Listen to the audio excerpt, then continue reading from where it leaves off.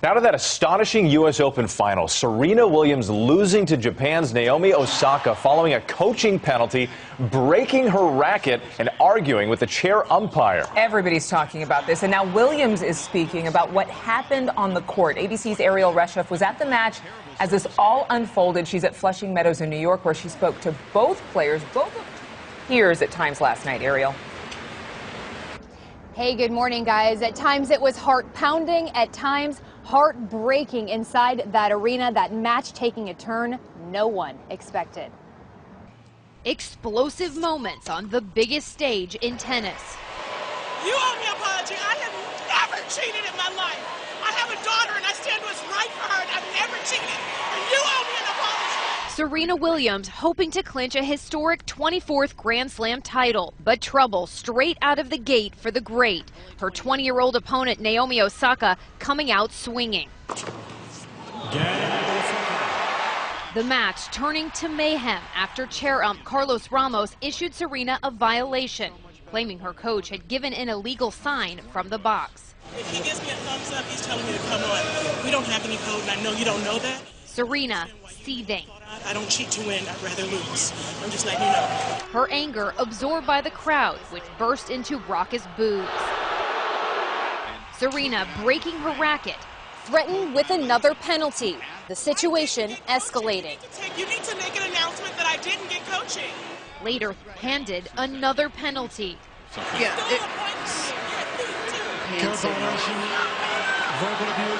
She calls for the referee. Serena then accusing the umpire of sexism. There are men out here that do a lot worse, but because I'm a woman. Because I'm a woman, you're going to take this away from me? That is not right. In the end, Osaka outplaying her idol. The champion breaking down as the two embraced after the emotional match. Osaka's trophy ceremony tinted by the turbulence, but Serena herself pushing back. Let's give everyone the credit where credit's due, and let's not boo anymore. We're gonna get through this, and let's be positive. So, congratulations, Naomi. No more booing. How did motherhood influence how you comforted Naomi today? I don't know. I felt at one point I felt bad because I'm crying and she's crying, and maybe it was the mom in me that was like, listen, we got to pull ourselves together here. A hard-fought victory for Osaka, making history for her country. When she came up and hugged you at the end of the match, what did she say to you? What did you feel? She said that she was proud of me, and like so many things came into my mind when she said that, so I was really grateful for her. The Women's Tennis Association says it will be looking into what happened on the court. But guys, let's not forget that stunning victory by Osaka. She tells me she is still going to celebrate with ice cream and let that victory continue to sink in. Dan? Yes, we don't want that to get overlooked in all of this. Ariel, she did. She played very well. Ariel Reshef, thank you very much. There's a lot to talk about here, so let's bring in a ringer. ESPN commentator Patrick McEnroe, a former top professional player who was right there in the crowd yesterday. So let's start at the heart of the matter here. Serena, out on the court, seemed to be claiming gender bias. Does she have a case? Well, let me start with two things. First of all, Serena Williams is the greatest tennis player of all time, okay? And she plays with passion, and she plays with a lot of intensity. Let's also remember that Naomi Osaka outplayed Serena Williams yesterday thoroughly from start to finish, okay? So let's put those on the table.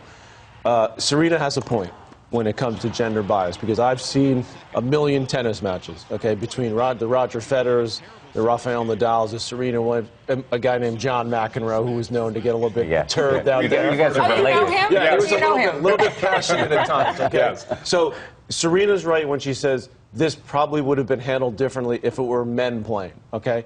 But she also has to accept her own responsibility for letting it just continue during the match and get out of hand. Do I think the umpire made all the correct decisions? Absolutely not. But I don't think Serena did either. Well, you know, the coach, Serena's coach, actually admitted that he was coaching her on the sidelines, which is against the rules. So what exactly did he do? Well, he gave her some hand signals. You could see there in the video, he's given her some hand signals. And he said, everybody coaches. He's right. Everybody does coach. But everybody speeds at 75, 80 miles an hour. If you get a ticket, you get a ticket. You get caught. He got caught. Now, the umpire could have easily diffused it by saying, listen, Serena, nobody's saying you're cheating. We're not, Serena took it personally, as a personal affront. I've seen Rafael Nadal get coaching violation warnings in the middle of huge matches. He gets pissed off, he vents, and then he moves on. Serena got pissed off. She could have vented. She could have moved on. She didn't entirely move on. She kept going. And that's where I think she has to take her responsibility for doing that. But also, it has to be said that she has a point when it comes to gender bias, because I believe that a chair umpire who's a man against another man would have said, listen, whether it's Rafael Nadal or Roger Federer, listen, you got to pipe down now. You got to be quiet. You've gotten 2 violations. If you get another one, you're getting a game penalty. Nobody wants to see that happen, especially in the U.S. Open final. And then all of this, Patrick, contributing to the boos and the crowd didn't know what was going on. But I do want to talk about Naomi Osaka. You mentioned her and just the incredible performance. This is a woman who idolized Serena Williams. She wrote a paper about her when she was a kid. She was so excited to play in this Grand Slam, the first Japanese player to win the Grand Slam in singles.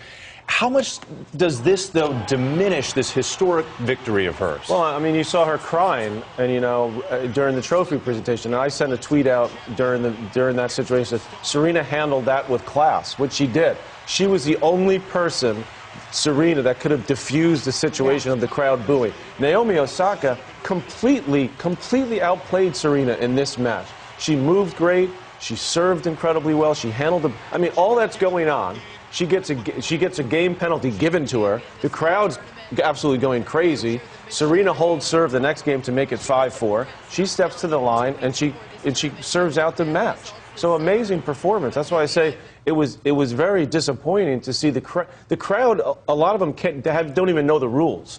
So the umpire did abide by the rules. Number 1, a coaching violation. That's code of conduct. Number 2, racket abuse. That's a given. Nobody's arguing with that violation. Number 3, where I have an issue, is the 3rd violation, which is an automatic game penalty. And to me, that's where the umpire had to say, Serena, you got to calm down. Yeah. You're going too far. I do not want to give you a game penalty, but if you do one more thing, you will get one. It's such an emotional moment, and honestly, I teared up a little bit for both of them because it was like, oh my gosh, what's going on? Thank you for your insights. My pleasure. Amazing. Patrick McEnroe. Incredible scene out there. Definitely. And we'll have much more ahead on that match and dig a little deeper into everything and where this moves forward and goes from here. Coming up later on in the show. We'll not forget this game. Absolutely. Thanks, Patrick, thank you.